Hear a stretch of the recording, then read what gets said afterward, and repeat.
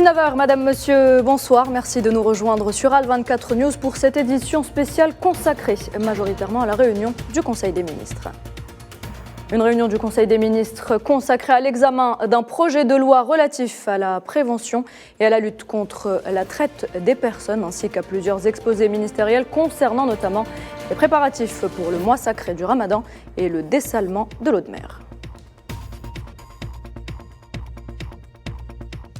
Bienvenue à tous. Alors, actualité oblige, retour sur cette réunion du Conseil des ministres qu'a présidé ce dimanche le président de la République, Abdelmadjid Tebboune. Une réunion consacrée à l'examen d'un projet de loi relatif à la prévention et à la lutte contre la traite des personnes, ainsi qu'à plusieurs exposés ministériels concernant notamment les préparatifs pour le mois sacré du Ramadan et le dessalement de l'eau de mer. Et sans plus tarder, direction la présidence de la République où l'on retrouve notre envoyé spécial, Kherdine Batache. Bonsoir Kherdine.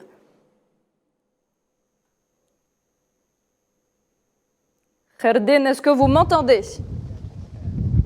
Oui, je vous entends parfaitement, Nouhad. Très bien. Alors Kherdine, la réunion vient de prendre fin. Qu'est-ce qu'il faut en retenir ? Quelles sont les décisions qui ont été prises lors de ce Conseil des ministres ? Alors bonsoir Nouhad, bonsoir chers téléspectateurs d'Al24 News. Alors la part du lion justement de la réunion du Conseil des ministres a été accordée au secteur de l'eau avec des programmes ministériels communs et une feuille de route qui a été réalisée sur la base des instructions du président de la République Abdelmadjid Tebboune. Cette feuille de route, elle répond essentiellement à une problématique, c'est celle du stress hydrique dû au changement climatique. L'Algérie ne veut tout simplement plus dépendre des sautes d'humeur de mer nature et fait le choix d'aller encore plus vite vers la stratégie de dessalement d'eau de mer. Alors à ce titre, le président de la République Abdelmadjid Tebboune, il a instruit le ministère de tutelle de doter toutes les wilayas du littoral de stations de dessalement d'eau de mer. Autre décision importante, c'est l'activation du rôle de la police de l'eau au niveau de toute la chaîne de valeur du secteur. Enfin, il convient également de noter que la question de la richesse en eau du sous-sol et des nappes phréatiques, le gouvernement insiste que c'est une richesse qui appartient aux générations futures et elle ne pourra pas être exploitée qu'en cas d'extrême nécessité sur la base justement de rapports et de recommandations de la part des scientifiques. L'autre grand axe de ce Conseil des ministres, vous l'avez rappelé en ouvrant ce journal, c'est bien entendu la préparation du mois sacré du Ramadan. Et là aussi, une décision importante et capitale, elle s'inscrit dans le cadre de la lutte contre la spéculation et la réduction des intermédiaires. Écoutez bien, les agriculteurs algériens pourront désormais commercialiser leurs produits directement aux consommateurs au niveau de points de vente sélectionnés et définis au préalable. Autre justement décision importante, c'est la lutte contre la spéculation. Le président de la République, il insiste et c'est une opération qui va se poursuivre tout au long de ce mois de Ramadan, mais également tout au long de l'année. L'État algérien insiste donc sur l'intransigeance face aux spéculateurs sur les marchés nationaux. Très bien. Merci beaucoup Kherdine Batache. On rappelle que vous étiez en direct de la présidence de la République. Et pour préparer un mois de Ramadan plus clément, le gouvernement algérien œuvre à mettre en place toutes les conditions en vue de réguler le marché, assurer l'abondance des produits de large consommation, mais aussi préserver la paix sociale durant le mois de toutes les dépenses. L'Algérie, également touchée par la crise économique mondiale, s'efforce d'équilibrer le marché intérieur. Mohamed Wali Ben Chaban.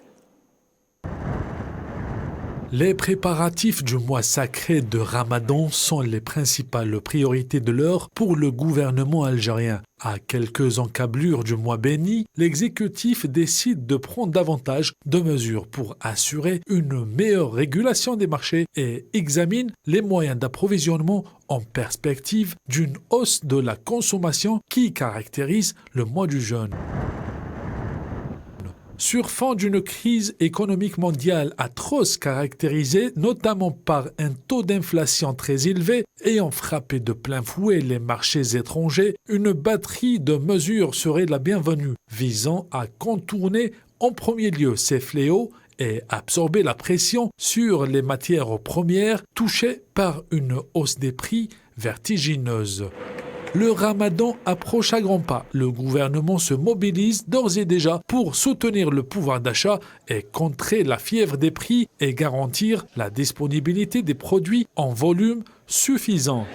La régulation des marchés est une autre priorité pour l'Algérie. Face à l'inflation dont le taux demeurait au-dessus de 9% en novembre dernier, le gouvernement avait plusieurs mesures se rapportant essentiellement à la hausse des salaires, à l'appréciation du dinar et à la stabilisation des prix à la consommation au moyen d'une prise en charge du différentiel entre les prix à l'importation et ceux pratiqués aux consommateurs, tout en mettant en place un arsenal judiciaire de lutte contre la spéculation et le monopole. Abdelrahman Hadef, bonsoir. Bonsoir. Merci d'avoir accepté notre invitation. Vous êtes expert en économie, Monsieur Hadef. L'Algérie, au même titre que tous les pays du monde, est touchée par une crise économique. Nous venons de le voir dans le reportage qui vient de passer. Le pays déploie néanmoins des efforts et des stratégies pour assurer un équilibre interne, comme nous venons de le voir. Comment fait-on pour y arriver justement ? Écoutez, je pense qu'il y a eu un travail énorme pour déjà stabiliser le front social, mais surtout répondre avec des instruments techniques pour essayer déjà de contenir les effets de l'inflation qu'il faut reconnaître aujourd'hui, qui est importée à grande échelle, et surtout aussi contenir les effets de la perturbation de la chaîne d'approvisionnement, particulièrement pour les produits de large consommation, donc les produits alimentaires et les produits énergétiques. Je pense que les autorités algériennes, dans ce cadre-là, déjà, ils avaient anticipé avec déjà les stocks stratégiques en termes de produits alimentaires, mais surtout aussi il y a des instruments pour le maintien du pouvoir d'achat et surtout pour le consolider à travers des nouvelles décisions concernant la revalorisation des salaires et aussi les pensions de retraite et les pensions de chômage. Tout en veillant à travailler sur une politique monétaire à travers une réévaluation aussi de la valeur du dinar par rapport aux devises, aux principaux devises. Et aujourd'hui, je pense que la priorité aussi en Algérie, en interne, surtout de réorganiser le marché, surtout dans la grande distribution, à travers, comme vous l'avez bien dit dans votre reportage, un arsenal juridique qui vient un peu combattre le fléau de la spéculation et tous ces phénomènes pervers qui sont en train de porter atteinte au pouvoir d'achat et aussi aux capacités des ménages. Et avec cela, il y a toute cette volonté de renforcer aussi l'outil de production en interne pour ne plus dépendre des importations. Aujourd'hui, on parle de filières stratégiques comme la filière céréalière, la filière laitière, la filière des viandes et aussi de l'industrie, toute l'industrie agroalimentaire qui est en train de jouer un rôle important. Il faut le reconnaître et le rappeler que l'Algérie, durant la crise sanitaire du Covid, c'était un des pays qui ont pu résister sur ce front-là. Et je pense que les pouvoirs publics sont assez conscients pour maintenir cette tendance et assurer, surtout avec l'avènement du mois sacré de Ramadan, assurer la disponibilité des produits. D'un côté, très bien. Et de l'autre côté, il faut rappeler aussi une dernière chose, c'est qu'aujourd'hui, nous sommes aussi en tant que société appelés à aussi revoir nos habitudes de consommation et aussi essayer de changer certaines habitudes qui aussi aujourd'hui posent problème, surtout en termes de consommation de produits alimentaires. Très bien, merci Monsieur Hadef, Abdelrahman Hadef. Vous restez avec nous pour de plus amples explications concernant un autre dossier.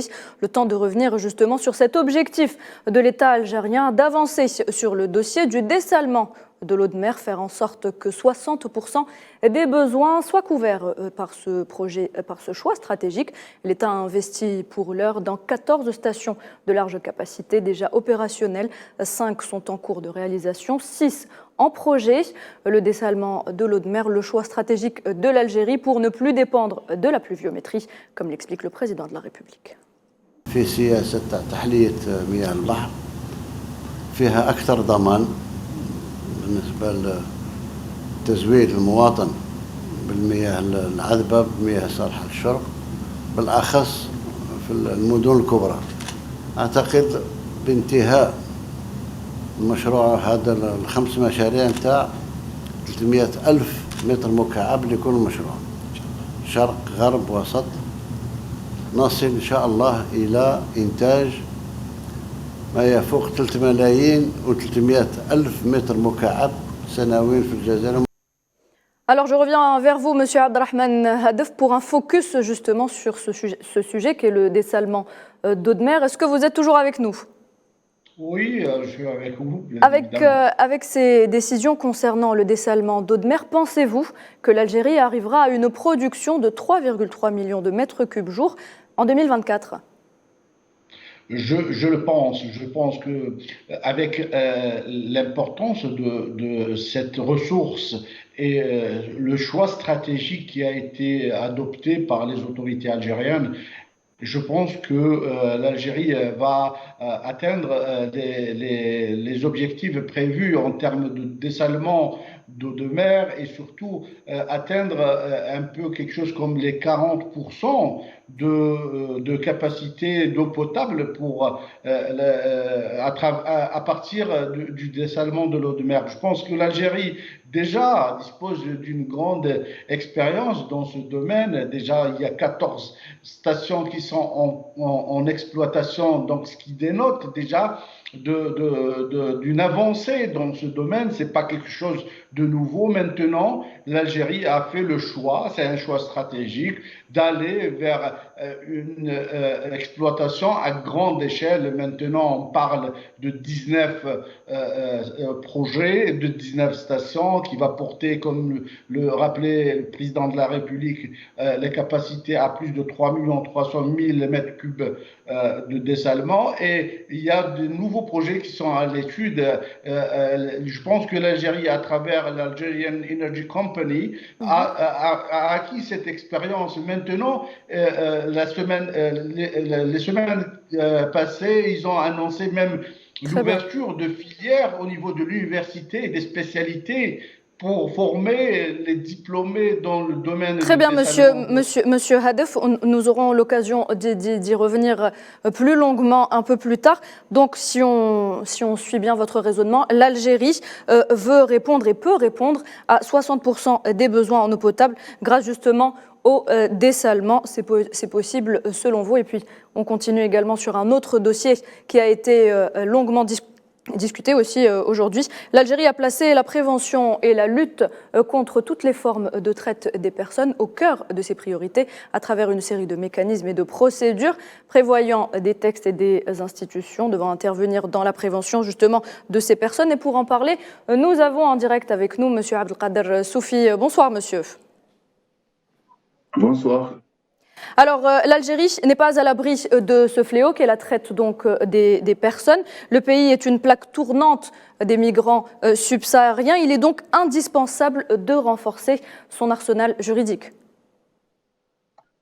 Absolument. Il s'agit d'une priorité dans les objectifs de l'Algérie, sachant que la traite humaine a souvent fait de l'Algérie un pays de transit, alors qu'au jour d'aujourd'hui, c'est devenu aussi un pays de destination.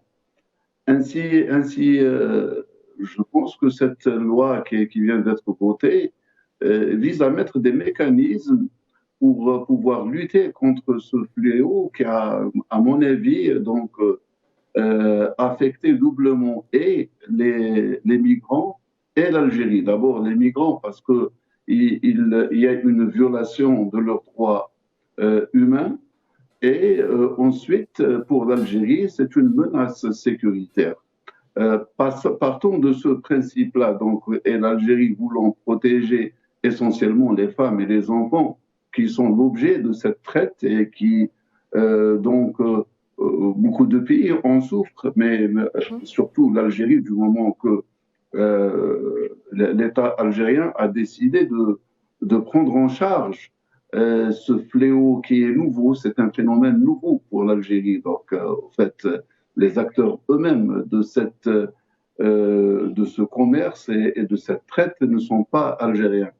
Vous savez, quand on regarde déjà au vu au su de tous les Algériens au quotidien, comment ces gens-là, ces migrants sont un peu partout à travers les rues d'Algérie, une situation qu'ils n'ont pas voulu, mais ils sont plus victimes de cette situation.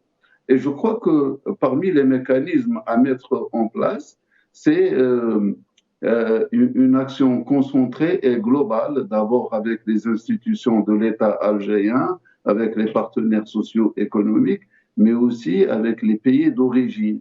Et cela, je crois, permettrait à mieux sécuriser le territoire, mais aussi rendre sa dignité à ces gens-là, qui, malgré eux. Donc, parmi, je pense, les concepts, c'est de pouvoir aider les pays d'origine à développer, à mettre en place un dispositif de développement durable.